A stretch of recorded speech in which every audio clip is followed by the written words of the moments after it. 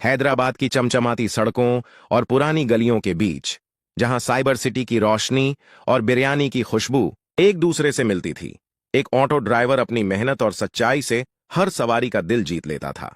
रमेश, जिसके ऑटो की सीटें घिसी हुई थीं, मगर दिल सोने सा, दिन रात सड़कों पर दौड़ता ताकि अपने परिवार का पेट पाल सके। उसका सपना था अपनी बेटी को डॉक्टर बनाना और अपनी बीमार मां को बेहतर इलाज देना। एक तूफानी रात, जब बारिश ने शहर को थाम लिया था, एक औरत जो दर्द से कराह रही थी रमेश के ऑटो में बैठी। उसने उसे अस्पताल पहुंचाने की गुहार लगाई और रमेश ने बिना पैसे की परवाह किए उसे सुरक्षित पहुंचा दिया।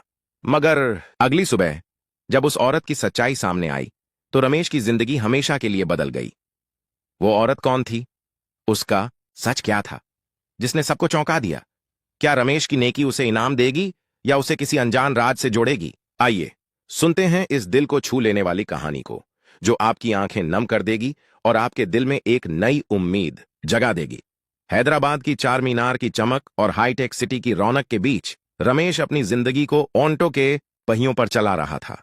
33 साल का रमेश, जिसका चेहरा धूप और धूल से रूखा था, मगर मुस्कान इतनी गर्म कि हर सवारी उसे याद रखती। वह सुबह से रात तक ऑटो चलाता, कभी स्कूल के बच्चों को छोड़ता तो कभी ऑफिस जाने वालों को उनकी मंजिल तक पहुंचाता। उसका ऑटो, जिस पर मां का आशीर्वाद लिखा था, हैदराबाद की सड़कों की शान था। रमेश का घर बंजारा हिल्स से दूर एक तंग बस्ती में था। वहां उसकी मां लक्ष्मी, पत्नी सुनीता और 8 साल की बेटी अनन्या रहते थे। लक्ष्मी का दिल कमजोर था और डॉक्टरों ने कहा था कि उन्हें जल्द ऑपरेशन की जरूरत है। सुनीता घर संभालती और पड़ोस में सिलाई का काम करती ताकि अनन्या की स्कूल फीस निकल सके। रमेश का सपना था कि अनन्या एक दिन डॉक्टर बने ताकि कोई और मां उसकी तरह बीमारी से न तड़पे। उस दिन अक्टूबर की रात थी। हैदराबाद पर काले बादल छाए थे और बारिश ने सड़कों को नदी बना दिया था। रमेश रात की आखिरी सवारी की तलाश में था। वह चार मीनार के पास खड़ा था जब एक औरत तेजी से उसके ऑटो की ओर आई। उसकी उम्र 40 के आसपास थी। उसकी साड़ी भीगी थी और चेहरा दर्द से सिकुड़ा हुआ। वह ऑटो की सीट पर गिरते गिरते बैठी। भैया, मुझे अस्पताल ले चलो, जल्दी, उसने कराहते हुए कहा। रमेश ने उसे गौर से देखा। उसकी हालत देखकर उसका दिल पसीज गया। मैडम, कौन सा अस्पताल? आप ठीक हैं? अपोलो? जल्दी भैया, उसने कांपती आवाज में कहा। रमेश ने बिना सोचे ऑटो स्टार्ट किया। बारिश इतनी तेज थी कि सड़कें दिखाई नहीं दे रही थीं। ऑटो का वाइपर बार बार रुक रहा था, मगर रमेश ने हिम्मत नहीं हारी। वह औरत पीछे सीट पर दर्द से कराह रही थी। रमेश ने रास्ते में पूछा, मैडम, आप अकेली हैं? कोई साथ में है? औरत ने मुश्किल से कहा, नहीं, बस मुझे पहुंचा दो। रमेश का मन बेचैन था। उसे लगा कि औरत की हालत गंभीर है। उसने ऑटो को और तेज भगाया। रास्ते में एक सिग्नल पर पुलिस ने उसे रोका। इतनी तेजी से कहां जा रहे हो? पुलिस वाले ने पूछा। साहब, इमरजेंसी है, मैडम को अस्पताल पहुंचाना है, रमेश ने कहा। पुलिस वाले ने औरत की हालत देखी और रास्ता खोल दिया। आधे घंटे की जद्दोजहद के बाद रमेश अपोलो अस्पताल पहुंचा। उसने औरत को सहारा देकर इमरजेंसी वार्ड तक पहुंचाया। नर्सों ने उसे तुरंत स्ट्रेचर पर लिया।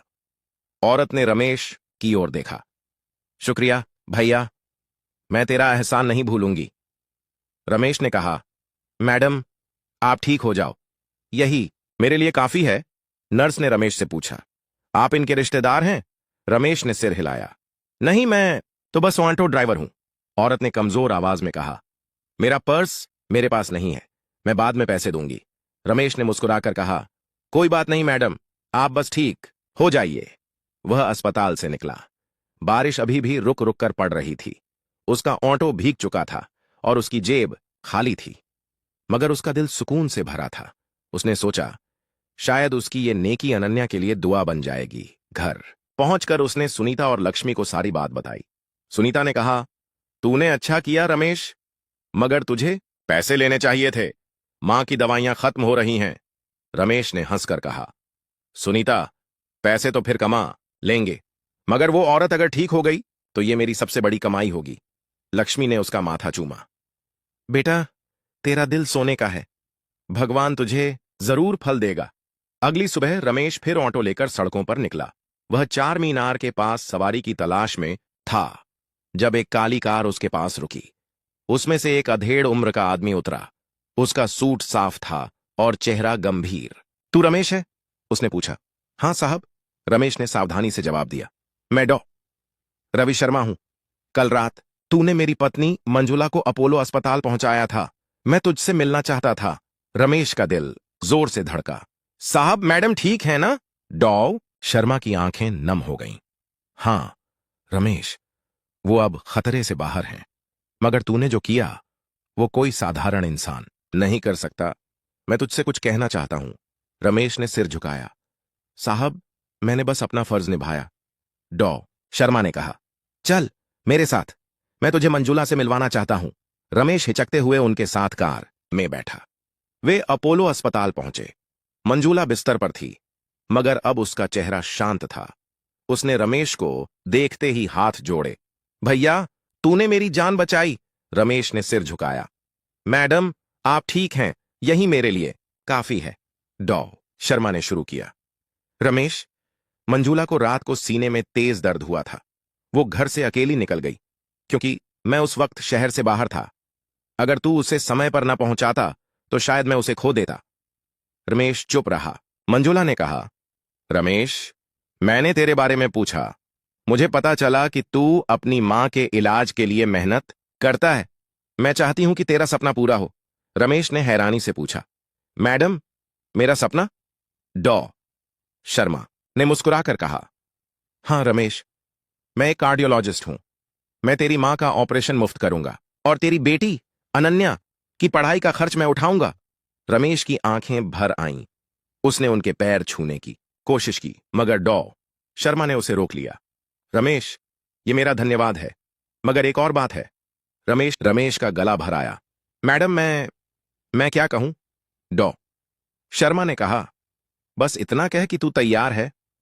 रमेश ने सिर हिलाया। साहब, मैं तैयार हूं, मगर कहानी अभी खत्म नहीं हुई थी। मंजुला की सच्चाई में एक और राज था, और रमेश की नेकी का इनाम अभी पूरा नहीं हुआ था। मंजुला का वो एनजीओ क्या छिपा रहा था, और रमेश का ये फैसला उसे कहां ले जाएगा?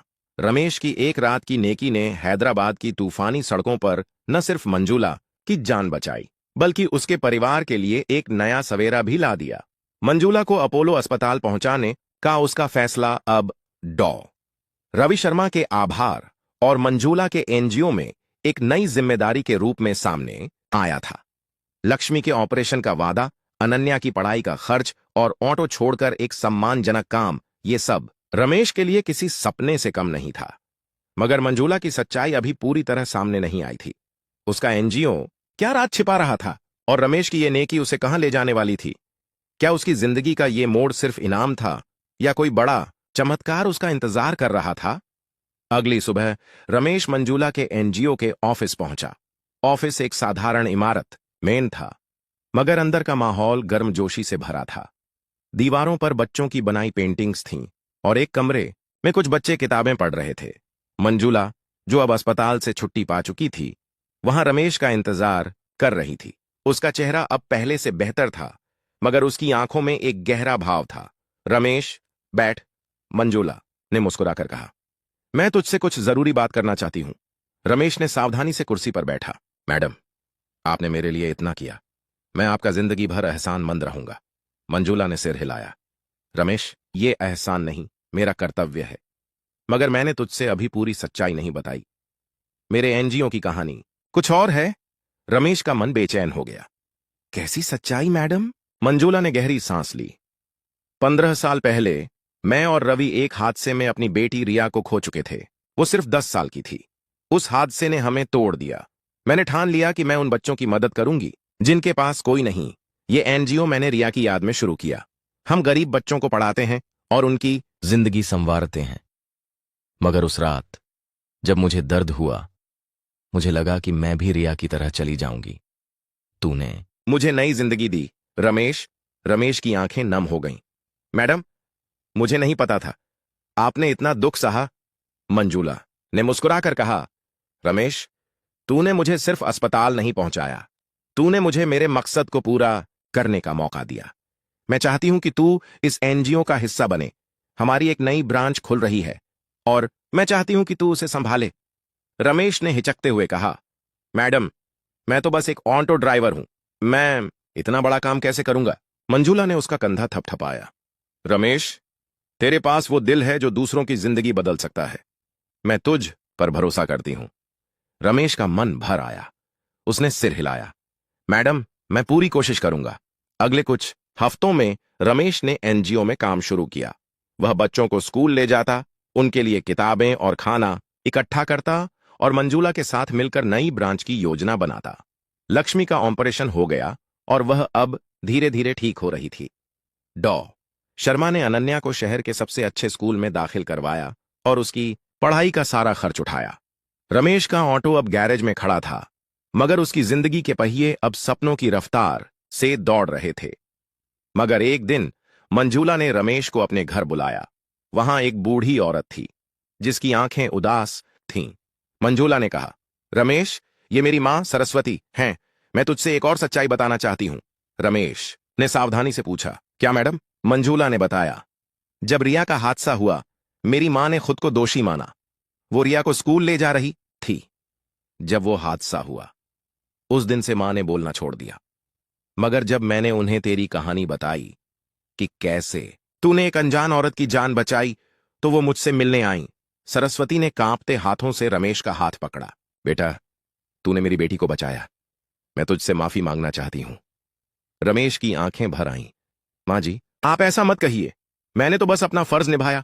मंजूला ने कहा, रमेश, मां अब हमारे साथ रहेंगी और मैं चाहती हूं कि तू और तेरा परिवार भी हमारे करीब रहे। मेरे पास एक छोटा सा फ्लैट है जो मैं तुम्हें देना चाहती हूं। रमेश ने सिर हिलाया। मैडम, आपने पहले ही बहुत किया। मैं ये नहीं ले सकता। मंजूला ने हंसकर कहा, रमेश, ये मेरा धन्यवाद नहीं, मेरा प्यार है।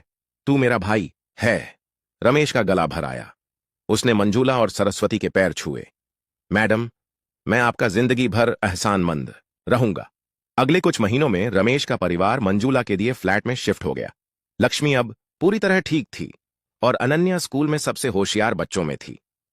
रमेश की नई ब्रांच अब हैदराबाद की सबसे मशहूर जगहों में थी, जहां सैकड़ों बच्चे मुफ्त पढ़ाई करते थे। रमेश हर बच्चे को अपनी कहानी सुनाता, कैसे उसने एक तूफानी रात में एक बीमार औरत को अस्पताल पहुंचाया और उसकी वो नेकी ने उसकी जिंदगी बदल दी। एक दिन मंजूला ने रमेश को एक समारोह में बुलाया। वहां शहर के बड़े लोग थे। मंजूला ने मंच पर रमेश को बुलाया। ये रमेश है जिसने मेरी जान बचाई। आज हमारी नई ब्रांच का उद्घाटन उसी के नाम पर है, रमेश की रोशनी। रमेश की आंखें नम हो गईं। उसने माइक पकड़ा। मैंने सिर्फ एक औरत को अस्पताल पहुंचाया था, मगर आप सबने मुझे इतना प्यार दिया। ये मेरी नहीं, मेरी मां के आशीर्वाद की जीत है। उस दिन सरस्वती भी वहां थी। उसने रमेश को गले लगाया। बेटा, तूने मुझे मेरी बेटी वापस दी। रमेश की नेकी ने न सिर्फ उसका परिवार बचा लिया, बल्कि मंजूला और सरस्वती का टूटा हुआ रिश्ता भी जोड़ दिया। अनन्या अब डॉक्टरी की पढ़ाई की ओर बढ़ रही थी और रमेश का सपना सच हो रहा था। एक सांझ, जब रमेश अपनी नई ब्रांच बंद कर रहा था, एक बूढ़ा आदमी वहां आया। बेटा, मेरी बेटी बीमार है, क्या तू मुझे अस्पताल ले जाएगा? रमेश ने मुस्कुराकर अपना पुराना ऑटो स्टार्ट किया। चलो अंकल, मैं आपको पहुंचा दूंगा। ये कहानी हमें सिखाती है कि एक छोटी सी नेकी, एक रात का फैसला किसी की पूरी जिंदगी बदल सकता है। रमेश ने सिर्फ एक बीमार औरत को अस्पताल पहुंचाया, मगर उसकी वो नेकी ने एक परिवार को जोड़ा और हैदराबाद की गलियों में सैकड़ों बच्चों के लिए रोशनी जला दी। अगर आप भी मेरी तरह एक इमोशनल इंसान हैं, तो इस वीडियो को लाइक करके शेयर करें और channel emotional stories in Hindi को सब्सक्राइब